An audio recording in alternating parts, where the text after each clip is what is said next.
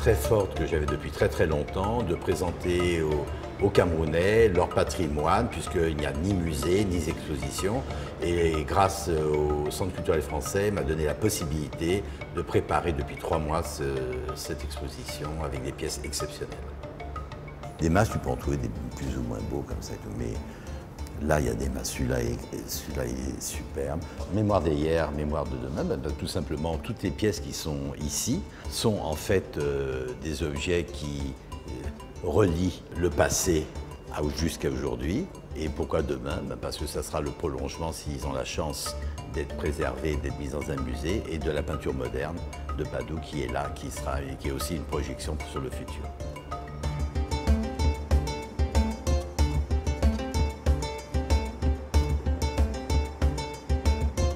J'étais assez anxieux au début, parce que c'est prétentieux d'arriver et de venir comme ça dans un endroit où il y a cette masse d'objets et de venir poser comme ça des objets comme les miens.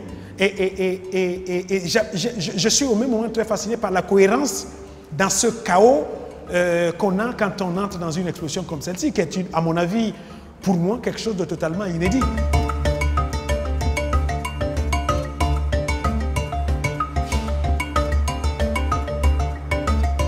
Ça, c'est un travail qui est tout à fait récent. C'est un travail de moi qui date de l'année dernière, 1993. Et on a ici une pièce, c'est l'effigie de faux de la région de Bangwa. Et ce que vous constatez d'ailleurs, ce que vous voyez, ce que vous constatez, c'est que quand vous regardez le visage, il y a un cousinage avec le visage qui est en haut. Alors que, en apparence, il n'y aurait aucun lien entre le sculpteur qui a fait ce travail ici et moi. C'est-à-dire que consciemment ou inconsciemment, de toutes les façons, je suis descendant de ces gens qui ont fait ce travail qui est ici. Quand on voit les formes et la force, l'énergie qu'on retrouve dans chacune de ces pièces, c'est vraiment quelque chose que moi je recherche le plus souvent dans mon travail. Et les gens qui voient mon travail aujourd'hui, en réalité, parce qu'eux aussi sont nourris de ça consciemment ou inconsciemment, ont envie de retrouver dans mon travail la même énergie, mais une énergie qui est en accord avec l'environnement qui est le leur.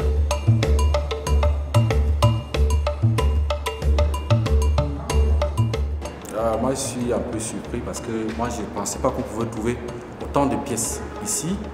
Déjà, ceux qui ont eu cette idée de pouvoir faire ce genre d'exposition, je trouve que c'est très bien, c'est encourageant. Dans la baie, il n'y a plus rien que je pourrais appeler de culturel. Ça a tendance à disparaître.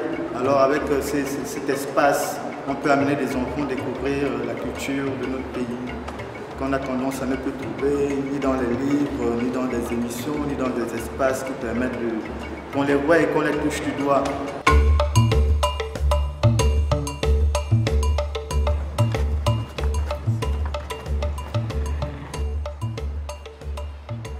Aujourd'hui, comme je vous ai dit tout à l'heure, vous êtes arrivé dans un endroit culturel. Les objets sont des sculptures. Maintenant, il y a des sculptures qui sont des masques, il y a des sculptures qui sont des statues, il y a des sculptures qui sont des sièges, il y a des sculptures qui sont des tam-tams. Donc les objets en métaux comme ça, ce que tu as appelé fer, que j'appelle le bronze, tu as retenu non? Que c'est le bronze, ce n'est pas le fer, sont moulés. Donc les Africains aussi, nous aussi, on a pu comprendre ces choses.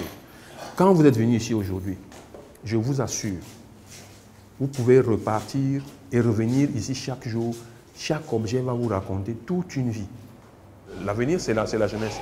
Si ces jeunes ils peuvent comprendre un tout petit peu ce qu'ils ont de culturel, de fort dans leur propre culture, probablement ça peut les aider à mieux appréhender leur modernité et bâtir leur postérité.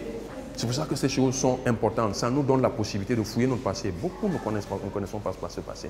On apprend, malheureusement, Charles de Gaulle, on apprend Charlemagne ici. Charlemagne, on ne le verra jamais. Je suis désolé, c'est bien de connaître Charlemagne, mais on ne le verra jamais. Pourtant, ces choses, on ne verra pas le chef Mbombo, on ne verra pas le chef Mangabel, mais tout au moins sa descendance est là. Les gens, ils sont là pour vous dire que nous, on est quand même, on est là. Beaucoup, ici, ne le savent pas. Ces objets ont cette vocation de nous faire comprendre ce passé.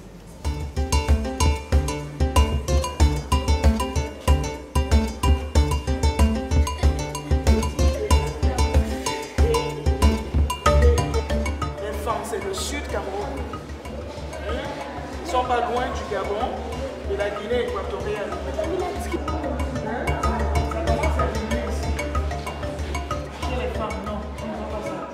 nous étions surpris quand nous sommes arrivés là et vraiment ça permet aux enfants de comprendre d'où ils sortent, hein, qu'est-ce qui s'est passé, parce que c'est à travers là qu'on ressort l'histoire. Ça leur donne de pouvoir espérer eux-mêmes faire partie des sculpteurs de notre pays, pourquoi pas. Que ce soit le dessin, que ce soit la poterie, c'est important. C'est important d'instaurer l'art dans nos cultures qui pratiquement disparaît au jour le jour.